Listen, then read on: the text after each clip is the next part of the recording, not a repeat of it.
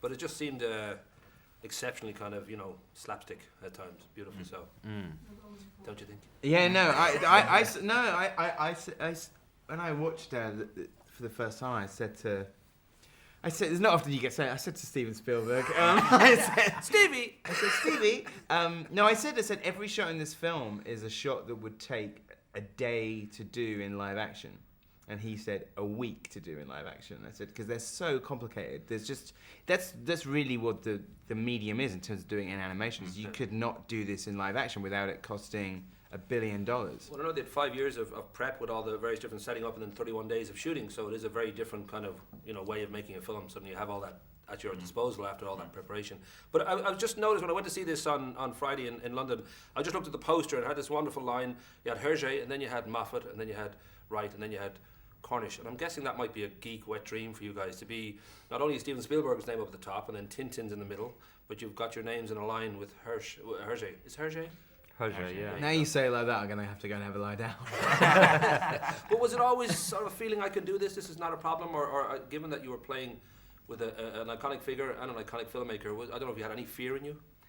Well, I don't suppose you have fear. If you think the stuff is really, really good, and I did, we all think that Tintin's brilliant, and you hear it's going to be directed by Steven Spielberg, I don't think fear is your biggest feeling. You think, that's going to be brilliant, and I get to go and play with it. So really, it just felt, I think anyone who knew the Tintin books and thought that Spielberg is going to direct it, you think, that's perfect. How could it possibly miss? Well, I know that Hergé himself in '83, just before he passed away, had a big fan of Raiders of the Lost Ark and basically said to Stephen, I'd love you to take him to the big screen. And I don't know whether, in regard to Raiders of the Lost Ark, whether there was a feeling, well, let's kind of go towards what he saw, what Hergé saw in Spielberg. When you were writing the script, did you have a template of those Indiana Jones movies maybe in your mind?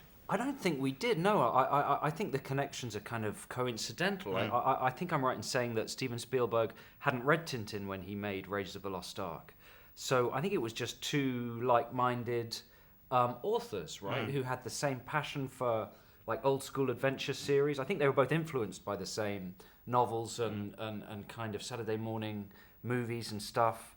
But no, I think that's kind of an organic connection, not something that was forced at all, I know that people watching will hopefully know, I'm sure, a lot of your work. You've all done great stuff. You've Doctor Who and Sherlock Holmes on TV and Attack the Block and the Adam Joe Show and Space and Shaun and good work. Good, aren't we? Right. There we go. Oh, he's good for remembering all that. But that idea that this is not so much just playing with the big boys, but you're playing kind of the biggest boy in a way. I don't know, stepping into that big kind of arena. Maybe you've already answered in a way. Was there any sort of sense of this shouldn't be happening? Should I be here? Am I a cuckoo in the nest? Do I belong here? I think the thing is just that like we keep saying, the source material is so good and so kind of like rich and like sort of simple in a way in terms of it's got a very sort of clear kind of vision. Is that we could aside from the trappings of everything else and who's making it and the technology, is that you keep coming back to the books and that artwork and figuring out a way to bring that to the screen. So. There was obviously pressure, but you put the pressure on yourself in terms of, as fans of the books, you want to see a good Tintin film, and how do you do that? And so that was what I think we all strive to do, is to sort of bring Hergé to the screen. It's not about, you mentioned all of those credits, but it's not about us kind of bringing any of that to Tintin. It's about us trying to do Hergé proud. And would you have an idea how Stephen came to, here's a Belgian creation, it's not that well known in America, but how he came to choose 3 English guys these are the guys I'm going to, use to get this film written. I don't know whether there was he spoke to you about what he was looking for or why he chose you guys in particular. It was a notion of a European sensibility, wasn't it? But you've got the anecdote here, I believe. Oh yeah, no, I think sort of, I got an email from Peter Jackson in 2005, just after King Kong, where they were planning it back then, and he was asking about who wrote Doctor Who, and he asked me, he goes, do you know any of the guys who wrote Doctor Who? And I said, yeah. And I mentioned Stephen, and he mentioned Stephen's episode, particularly The Empty Child, the first Captain Jack one, right? That's right, yeah. And so that's kind of how Stephen got the job. So I guess they were thinking about that. That might have been a Peter thing, actually, sort of like Peter Jackson thing. So I guess it's about bringing a European sensibility, and we didn't do the French translation, though. I was wondering too whether you'd feel comfortable in the process at all, especially when the shoot, I don't know if you were there, but would you ever be able to turn around and say, you know what, Stevie, I think you've got this scene wrong, or I think we should go this way with this. You know, I just don't think you're a bit of, you know, you're quite getting it. Would that ever occur? I tell you, they're very generous, and one of the first things that they both said to us was how important it was to argue and put your point across. You know, they don't want to be surrounded by yes people.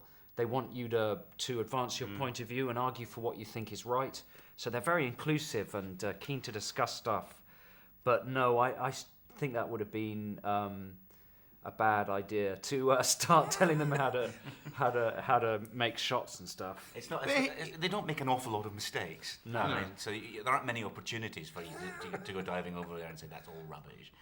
I should mention, I know within the movie I was surprised to see a reference to the giant rat of Sumatra, which is a Sherlock Holmes reference. I don't know what that was. I don't know if there is a crossover that I'm unaware of, or whether you're having a little bit of fun. I can't at this point remember if I put that in. I tell you guys, the man who writes Sherlock Holmes on television. I put that in. Okay. And in fact, that was an occasion when I was standing on the set and they needed a line for Andy. And I think it was my second day standing on the set. And Steven Spielberg turned and said, Joe, have you got an idea for Captain Haddock to say? And the entire crew sort of turned and looked at me. I went, give me a couple of minutes. And scuttled off and did a quick bit of research and came back with that. Oh, right. There you go. Yeah. And was that part of Tintin's world, though? The giant rat of Sumatra? I say it's an unsolved case of Sherlock Holmes. Well, Conan Doyle was a big influence. Maybe Tintin on and Hergé. Sherlock didn't manage to resolve that. Oh, there you go. Yeah. Hergé read Conan Doyle. You know, he was really influenced by all of the popular culture around at the time. Sure. So that was the idea. That would have been one of the kind of it fits the period. I've been dragged out very quickly. Have you got a feeling about the 50th anniversary for Doctor Who? I don't know whether you're all ready Boys, to roll. we're revving up for it. Well, we know what we want to do, and I'm not telling you what it is. Rock and roll. We wait till the camera stops then. Okay. Thanks a million, guys. Yeah, well done. Thank you. Thank you.